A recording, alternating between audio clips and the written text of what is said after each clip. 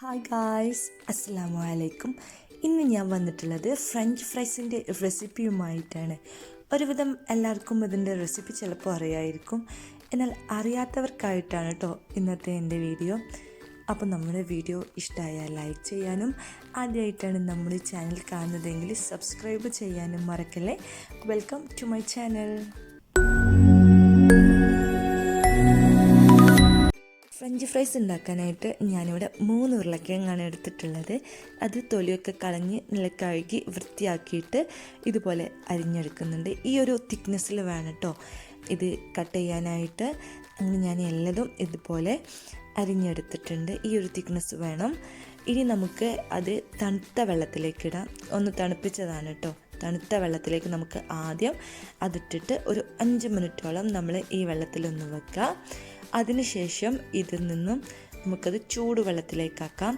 ചെറിയ ചൂട്, നല്ല തിളച്ചിട്ടില്ല, എന്നാലും തണുപ്പുമൊന്നും വിട്ടിട്ടുള്ള ചൂടുമാണ് കേട്ടോ. ആ ഒരു ചൂടിലേക്ക് നമുക്ക് ആ ഉരുളക്കിഴങ്ങ് ഒന്നായിട്ട് ഇട്ട് കൊടുക്കുക.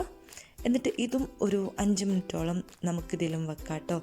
അതിനുശേഷം നമുക്കിത് നല്ല തുണിയിലോ അല്ലെങ്കിൽ ടിഷ്യൂലോ ഒന്ന് ഒപ്പിയെടുക്കാം. ആ വെള്ളം തീരെ ഒട്ടുണ്ടാവാൻ പാടില്ല ഉരുളക്കിഴങ്ങുമ്പോൾ.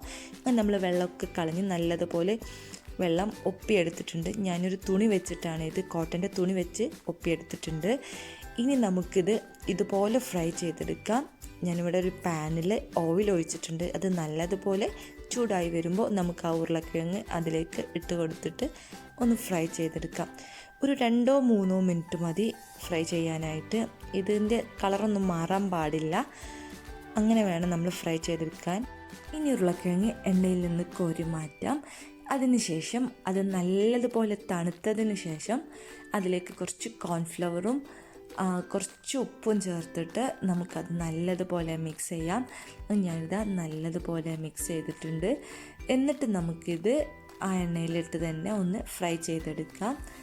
എണ്ണ നല്ലതുപോലെ ചൂടായി വന്നിട്ടുണ്ട്. അതിലേക്ക് നമുക്ക് ആ ഉരുളക്കിഴങ്ങ് ഇട്ട് കൊടുക്കാം. ഉരുളക്കിഴങ്ങ് ഇട്ട് കൊടുത്തതിന് ശേഷം നമ്മളതിങ്ങനെ ഇളക്കി കൊടുക്കേണ്ട ആവശ്യമില്ല കേട്ടോ. ഇളക്കാതെ ഒരു 1 മിനിറ്റോളം വെക്കുക. എന്നിട്ടൊരു ഗോൾഡൻ കളർ ആകുമ്പോൾ നമുക്ക് അതൊന്ന് കോരി മാറ്റാം. ഓവർ കളറാക്കാൻ പാടില്ല, നല്ല നെരിയാൻ പാടില്ല. നമുക്ക് കടയിൽ നിന്ന് കിട്ടുന്ന ഫ്രഞ്ച് ഫ്രൈസിൻ്റെ കളർ ഒക്കെ അറിയാമല്ലോ. അപ്പോൾ ഇതാ നമ്മുടേത് റെഡി ആയിട്ടുണ്ട്. കടയിൽ നിന്ന് കിട്ടുന്ന അതേ ടേസ്റ്റ് തന്നെയാണ് കേട്ടോ. അപ്പോൾ നിങ്ങൾക്ക് ഇഷ്ടമായാൽ ഒന്നുണ്ടാക്കി നോക്കുക. എങ്ങനെയുണ്ടെന്ന് ഫീഡ്ബാക്ക് കമൻസ് ആയിട്ട് അറിയിക്കുക.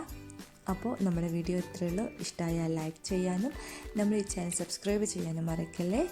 ബൈ.